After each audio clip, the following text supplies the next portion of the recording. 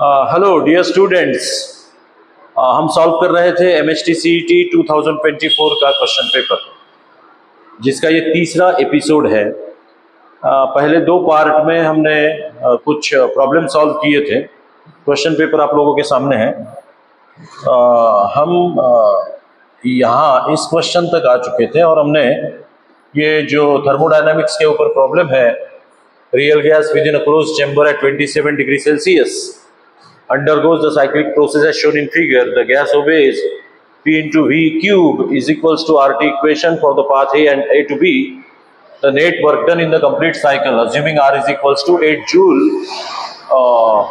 per mole Kelvin, ये consider करना था। तो हमने AB इस प्रोसेस के लिए वर्क डन निकाला था, फिर BC के लिए निकाला था, फिर CA के लिए निकाला था। ऑफ कोर्स CA के लिए वर्क डन जो है वो 0 होगा, because change in volume is 0। और फिर हमने ये आंसर निकाला था 20 जूल। अब चलते हैं आगे। तो देखिए इस पेपर में अगला सवाल जो है वो ये है, light emerges out of a convex lens. Light जो है वो कॉन्वेक्स लेंस से बाहर आ रहा है। Light emerges out of a convex lens when the source of a light kept at its focus. Source जो है वो फोकस पर रखा गया है। The shape of the wave front of the light is, wave front जो होगा उसका शेप कैसे होगा? ऑप्शंस है स्फेरिकल और सिलिंड्रिकल, बोथ सिलिंड्रिकल, स्फेरिकल और plane. What do you think, क्या लगता है आपको इसका जवाब? Yes, that is right. Answer must be a plane, क्योंकि यहां पर अगर आप कॉन्वेक्स लेंस कंसीडर करोगे तो आपको पता है कि कॉन्वेक्स लेंस जो होती है, लेट इस तरह से कोई कॉन्वेक्स लेंस है, तो अगर ये फोकस पर रखा हुआ पॉइंट सोर्स है तो यहां से डाइवर्जिंग लाइट रेज लेंस के ऊपर गिरेंगी, और डाइवर्जिंग लाइट रेज जब लेंस के ऊपर गिरेगी तो रिफ्रैक्ट होकर ये एक दूसरे को पैरेलल चलेगी ऐसे, राइट।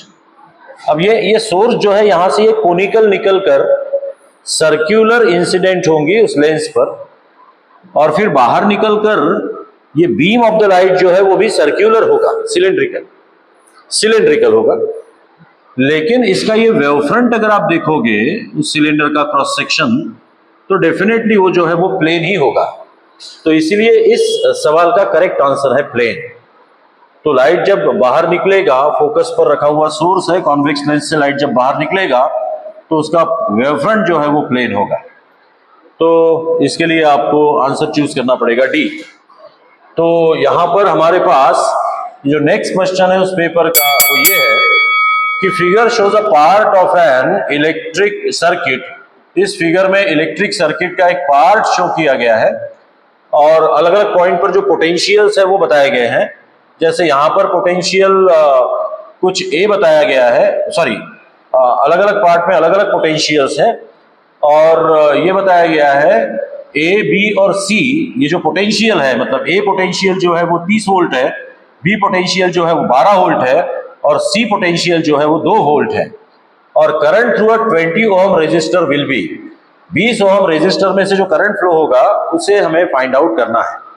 करंट की डायरेक्शंस को यहाँ शो किया गया है। देखो, इस करंट को हम कहेंगे I1, इस करंट को हम कहेंगे I2, जो हमें फाइंड आउट करना है। मैं कलर चेंज करूं, थोड़ा डार्क ले लूं, तो ये करंट होगा I1, इस करंट को हम अज्यूम करेंगे I2, और इस करंट को हम अज्यूम करेंगे I3। हमें I2 की वैल्यू निकालनी है। Current through a 20 ohm resistor हमको निकालना है। अब देखिए, यहां का जो पोटेंशियल है दिया गया है 30, यहां का जो पोटेंशियल है वो दिया गया है 12, और यहां का जो पोटेंशियल है वो दिया गया है 2, और ये कॉमन पॉइंट है तीनों के लिए, और हमें यहां का पोटेंशियल पता नहीं, तो इसीलिए हम यहां का पोटेंशियल जो है वो x कंसीडर कर लेंगे, right. Now you think, current अगर जा रहा है इस डायरेक्शन में तो इसका मतलब हायर पोटेंशियल होगा इस पॉइंट पर और लोअर पोटेंशियल होगा इस पॉइंट पर।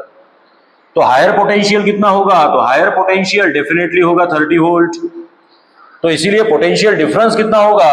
तो इन दो पॉइंट्स के बीच में पोटेंशियल डिफरेंस होगा 30 माइनस एक्स। अंडरस्टैंड?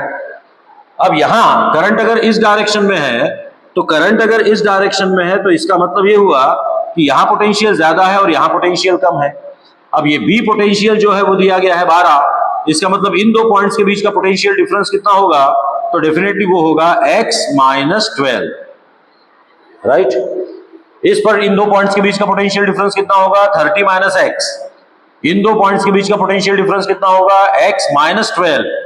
और यहां पर C पर पोटेंशियल दिया गया है 2 वोल्ट, तो इसका मतलब इन दो पॉइंट्स के बीच का पोटेंशियल डिफरेंस ये ज्यादा है, current is flowing in this direction, तो देयरफॉर इन दोनों के बीच का पोटेंशियल डिफरेंस होगा x माइनस 2।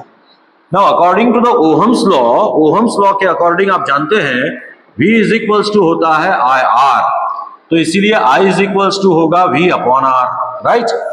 और you know Kirchhoff's current law, junction law, total current approaching the junction is equals to total current leaving the junction.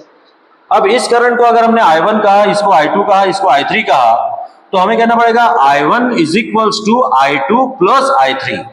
Total current approaching the junction is I1 and total current leaving the junction is the I2 plus I3। तो therefore मैं शुरू करता हूं, I can write here I1 is equals to I2 plus I3, understand?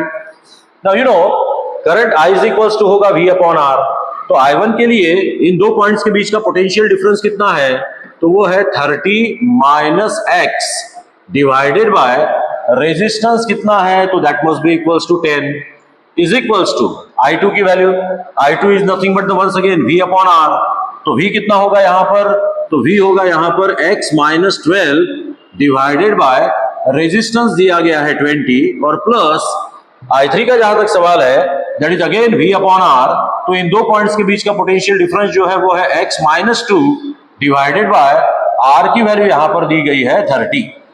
अब चलो इसको solve करते हैं, ये 0 0 0 कट हो जाएगा क्योंकि इधर हम 10 को कॉमन निकाल सकते हैं और इस 10 के साथ वो 10 जो है वो कैंसिल हो जाएगा।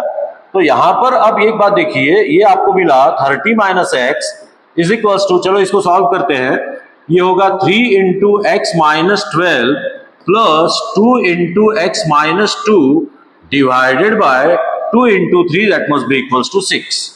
अब ये 6 अगर इधर आता है तो इसको मल्टीप्लाई करेगा, 6 into 30 that must be equals to 180 minus 6x is equals to ये हो जाएगा 3x minus 12 into 3 that must be equals to 36, ये एक ब्रैकेट में आ गया, और प्लस ये आगे होगा 2 into x is twice x minus 2 into 2 is nothing but the 4। तो चलो सभी x जो है वो एक साइड में कलेक्ट करेंगे।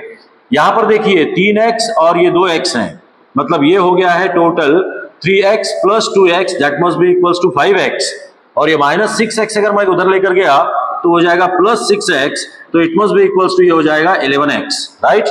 अब इधर ये 180 बना हुआ है और अब ये माइनस 36 और ये माइनस 4, तो that will be minus 40, minus 40 अगर इधर आ गया तो हो जाएगा प्लस 40, तो 180 प्लस 40 तो that must be equals to 220 is equals to होगा 11x, 11 1 जा 11, 11 2 जा 22, तो देयरफॉर x की वैल्यू हमें मिली, x की वैल्यू हमें मिली है यहां पर डेफिनेटली 20, तो 20 व्हाट इज दैट, तो 20 वोल्ट।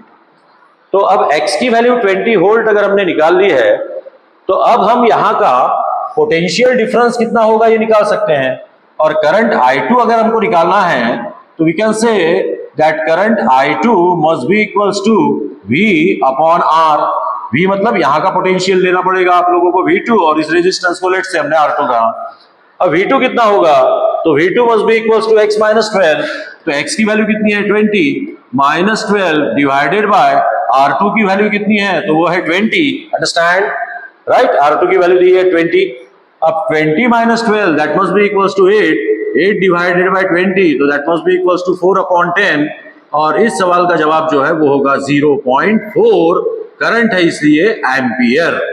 तो इस तरह से हमने आंसर इसका निकाला है 0.4 एम्पियर, तो therefore A must be a correct option, इसलिए यहां पर ए जो है वो करेक्ट ऑप्शन होना चाहिए, ए जो है वो करेक्ट ऑप्शन यहां पर होना चाहिए 0.4। तो इस तरह से आप इस प्रॉब्लम को सॉल्व कर सकते हैं। इस टाइप का अगर प्रॉब्लम है तो आपको एक पर्टिकुलर पोटेंशियल डिफरेंस कंसीडर करना पड़ेगा, और पोटेंशियल डिफरेंस एक पर्टिकुलर पॉइंट पर कंसीडर करके फिर आप पोटेंशियल डिफरेंस निकाल सकते हो रिस्पेक्टिव पोटेंशियल डिफरेंस जो दिए गए हैं उसके ऊपर से। सिंपल प्रॉब्लम था, ओम्स लॉ के ऊपर से हम इसको सॉल्व कर सकते हैं। तो ये था आपका इस क्वेश्चन पेपर का प्रॉब्लम नंबर 8, क्वेश्चन नंबर 8।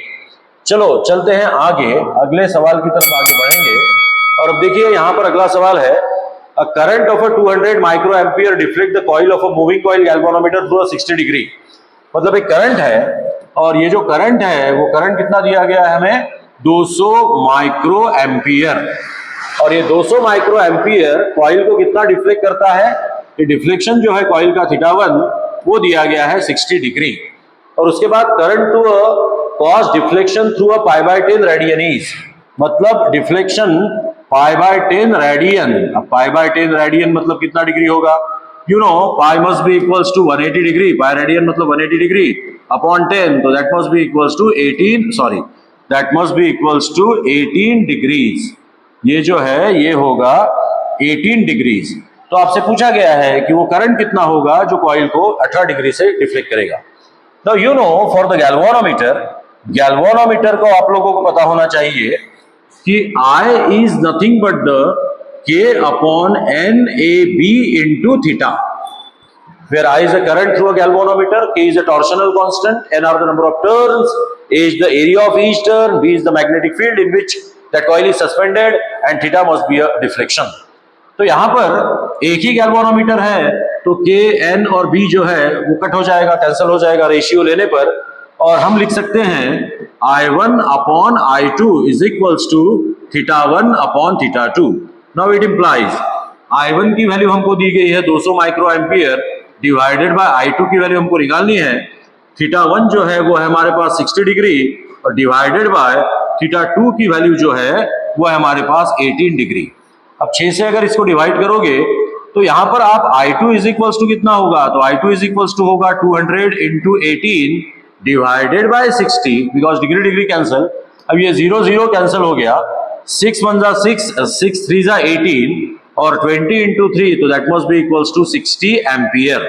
तो 60 ampere current will causes the deflection of 60 ampere current will causes the deflection of 60 micro ampere, sorry क्योंकि ये करंट जो है वो माइक्रो एम्पियर में दिया गया था, तो therefore I can say that 60 micro ampere current will deflect that coil by the angle of 18 degrees।